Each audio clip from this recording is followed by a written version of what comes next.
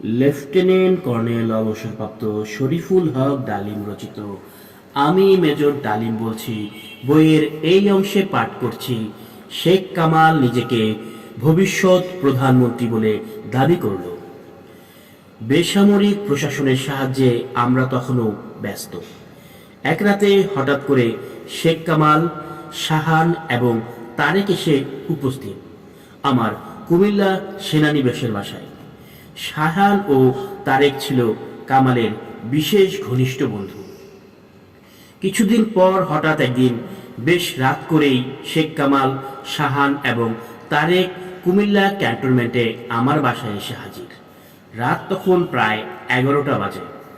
এত রাতে কোনো খবর না দিয়ে ওদের আগমনে কিছুটা আশ্চর্য হয়েছিলাম। কি ব্যাপার কামাল, তোমরা এত রাতে এখানে? প্রশ্ন করলাম। বস, সরি, কিন্তু উপায় নাই। রাতটা আপনার বাসায় নিরাপদে কাটাবো বলেই এলাম। সকালে এসেছি পার্টির কাজে, সারাদিন ব্যস্ত ছিলাম শহরে, খবর দেবার সময়ও পাইনি। কিছুক্ষণ আগে কাজ শেষ হলো। দিনকাল খারাপ, তাই ভাবলাম শহরে না থেকে আপনার কাছে চলে আসি। তা বেশ করেছ। শহরে তো আজ গোলাগুলিও হয়েছে শুনলাম। না বস, গোলাগুলি না, এই একটু রংবাজি আর কি, জানালো কামাল। এরই মধ্যে নিম্মি খাবারের বন্দোবস্ত করে এসে বলল। সবার মুখ দেখে বোঝাই যাচ্ছে কারোই খাওয়া হয়নি। এসে খেয়ে নাও, তারপর কথা বলার জন্য সারা রাত পড়ে আছে। Nimmi, you are really great, বলল কামাল। সবাই হাত মুখ ধুয়ে খেতে বসে গেল। এরা তিনজনেই বিশেষভাবে পরিচিত এবং আপনজন। খাওয়ার মাঝেই শাহান বলে উঠল, ডালিম ভাই, কামাল বিয়ে করছে। তাই নাকি? তা হঠাৎ করে বিয়ে, কি বিষয়? না মানে সবাই ধরেছে, না করে আর উপায় কি বস, রাজি হতেই হলো।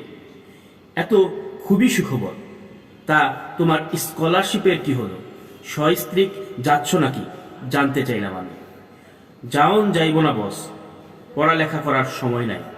এরপর কামাল শার্টের কলারের এক প্রান্তে আঙ্গুল দিয়ে দাঁড়িয়ে বেশ একটু গর্বের সাথেই বলল, ফিউচার প্রাইম মিনিস্টার, বুঝেনি তো, পারেন কত কাম, একদম সময় নাই।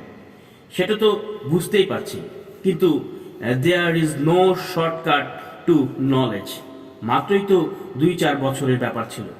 লেখাপড়াটা সেরে আসলে ভবিষ্যতে একজন এডুকেটেড প্রাইম মিনিস্টার পেতাম। This is my only interest, nothing else, তাই বলা আর কি।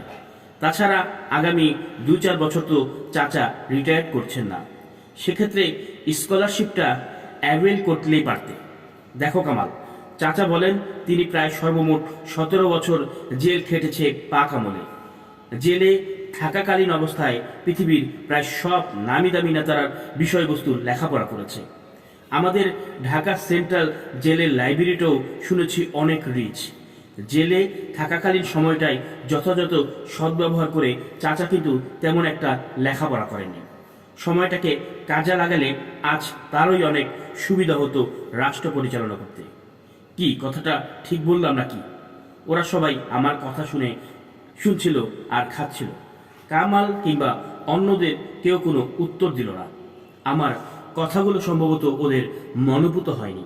খাওয়ার পর কিছুক্ষণ হালকা আলাপ করে সবাই শুয়ে পড়েছিলাম। পরদিন নাস্তার পর ওরা ঢাকায় ফেরার জন্য রওনা হয়ে গেল।